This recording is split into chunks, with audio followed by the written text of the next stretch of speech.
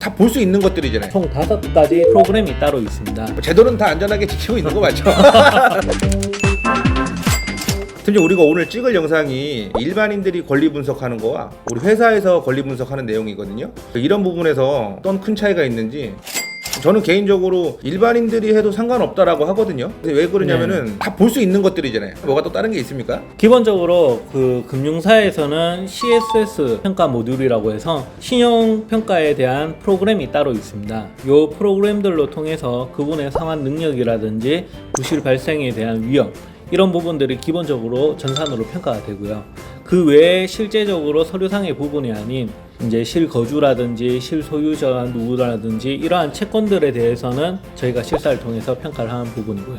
그런 모든 부분들이 복합적으로 반영이 돼서 저희가 평가를 하는 부분이기 때문에 일반인 부분들이 뭐 권리 분석을 하시는 부분에서도 충분히 잘 하실 수 있겠지만 금융사에서 전문적으로 하는 부분에서는 명확하게 차이가 있다고 말씀드리고 싶습니다. 팀장 그러면요 상품 문의가 들어오게 되면 권리 분석을 통해서 선별을 하잖아요. 네. 그 선별을 할 건데 엄청 문의가 많이 올 것 같은데요. 보통 저희가 그런 세부적인 서류들을 일일이 개별적으로 다 확인을 할 수 없기 때문에 전화를 통한 초도 심사를 통해서 가능성 있는 부분들에 대해서만 CSS 전산 모듈을 돌리고요.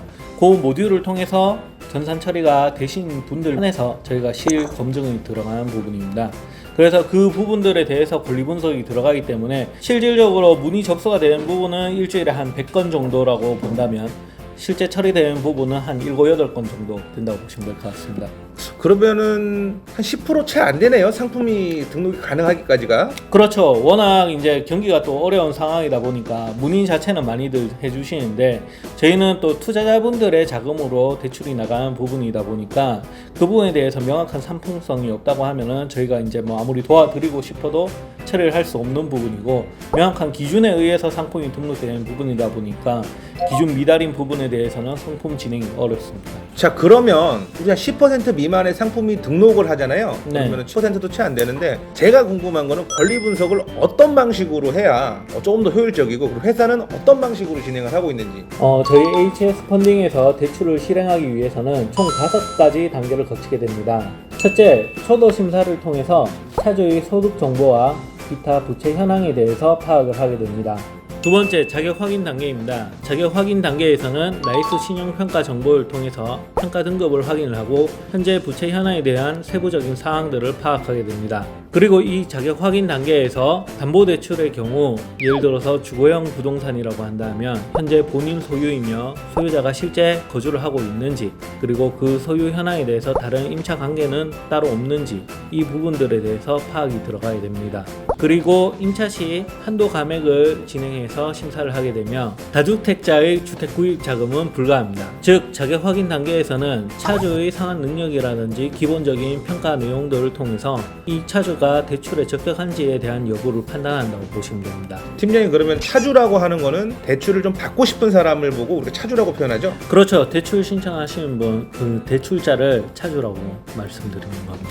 이어서 말씀드리면 세 번째는 본심사 과정입니다. 본심사 과정에서는 담보대출 관련 서류에 대한 모든 심사 내용들을 확인하게 됩니다. 이 단계에서 확인하는 내용들로는 등본 및 본인 거주 사실 확인에 대한 확인과 선순위 금융거래 확인 내역서 그리고 국세 지방세에 대한 납입 내역서가 필요합니다. 그리고 이 단계에서 보수적 심사 진행 과정을 거치게 되는데 심사 과정을 통해서 KB 거래 내역을 통한 최근 3개월 낙찰 평균가를 통해서 한도를 산출하게 됩니다. 이를 통해 선순위 및 당사 대출의 기준점을 평가를 하게 되고 그 기준점 평가 내에서 여유 한도들을 산출을 합니다.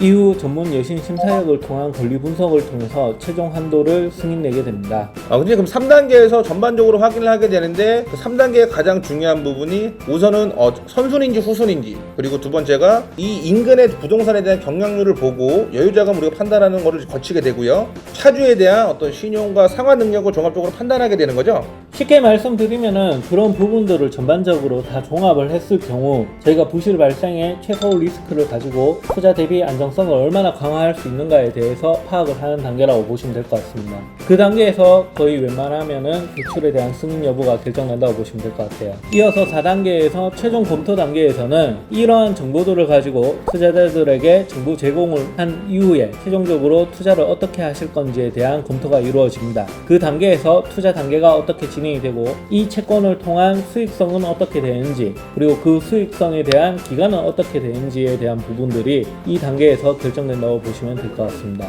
팀장님 그러면 1차로 대출 신청이 접수가 되고요. 2차로 이 차주에 대한 적격 심사가 이뤄지고 3차로 본심사를 통해서 가용 금액이 얼마인지 그리고 개인 채권 채무 상태라든지 부동산에 대한 권리 분석 그리고 상환 능력까지 3단계에서 최종적으로 판단을 하고 여기 2단계에서 리스크가 많은 건 걸러지고 그 다음에 이걸 통해서 최종적으로 판단을 해서 투자를 어떻게 진행을 할지에 대한 금리와 투자 상품이 만들어지는 거네요. 그렇죠. 그 단계가 최종 단계까지 오게 되면은 거의 뭐 대출에 대해서는 진행이 된다고 보시면 될 것 같습니다. 또한 그 부분에서 투자자분들도 그 소득 정보나 이런 부분들에 대한 개인 정보를 제외한 나머지 투자 상품에 대한 권리 분석 내용들은 전부 다 파악하실 수 있으시고요. 그걸 통해서 어느 정도 투자가 안정성이 있고 본인이 투자하기에 괜찮다라고 생각을 하시게 되면 투자를 실행하시게 되는 겁니다. 그 이후에 차주분에게는 대출이 실행되는 단계라고 보시면 될 것 같습니다. 팀장님 근데 기본적으로 우리 피 같은 애들 좀 지켜야 되잖아요. 우리 투자자분들도 뭐 그렇죠. 물론 지켜야 되니까. 네. 제도는 다 안전하게 지키고 있는 거 맞죠? 네, 그건 확실합니다. 이번 주에 이자 들어오는 날입니다. 네. 자신감 있게 말씀해 주세요. 여러분 오늘 팀장님 모시고 상품이 등록되는 과정과 권리 분석에 대해서 잠깐 간략하게 우리가 알아봤는데요. 여러분 이 내용을 요약하자면요. 우선 권리 분석은 너도 나도 할 수 있다. 다만 이 금융회사에서 취급하는 권리 분석은 조금 더 세밀하고 면밀하고 그리고 가장 중요한 거는 어떤 부동산의 대출을 취급할 때는 서류상에 존재하지 않는 실제로 주소지는 다른 데 있지만 소유만 내가 하고 있고 세입자가 별도로 있다든지 임대인이 별도로 있는 상황 그리고 혹여나 만약에 문제가 생겼을 때 혹시나 뭐 부실이라는 게 생겼을 때 처리할 수 있는 방안 그리고 그걸 위해서 경매가나 기타 등등의 모든 포괄적으로 금융회사 쪽에서는 취급을 한 다음에 상품이 등록이 된다. 이렇게 요약하면 될 것 같습니다. 감사합니다. 이제 투자하시는 분들한테 마지막 조언 한 말씀 부탁드리겠습니다. 네, 사실 투자라는 것은 손실의 위험도 있고 수익 창출의 기회도 있는 양날의 검이라고 보시면 됩니다. 그 양날의 검 속에서 피해를 최소화하기 위해서는 본인의 투자금에 대해서 얼마만큼 리스크를 관리를 하냐에 가장 중요한 중점을 두셔야 될 것 같습니다. 그러기 위해서는 본인들이 좀 더 투자에 대해서 투자하는 품목에 대해서 그리고 투자하는 형태에 대해서 그런 공부가 필요하다고 생각되고요. 좀 더 많은 노력을 하시게 된다면 안전한 투자와 높은 수익을 기대해 보실 수도 있을 거라고 생각합니다. 여러분 그럼 다음 영상에는요 리스크 발생 시 문제가 발생했을 때의 대처법에 대해서 영상을 한번 촬영해 보도록 하겠습니다. 여러분 감사합니다.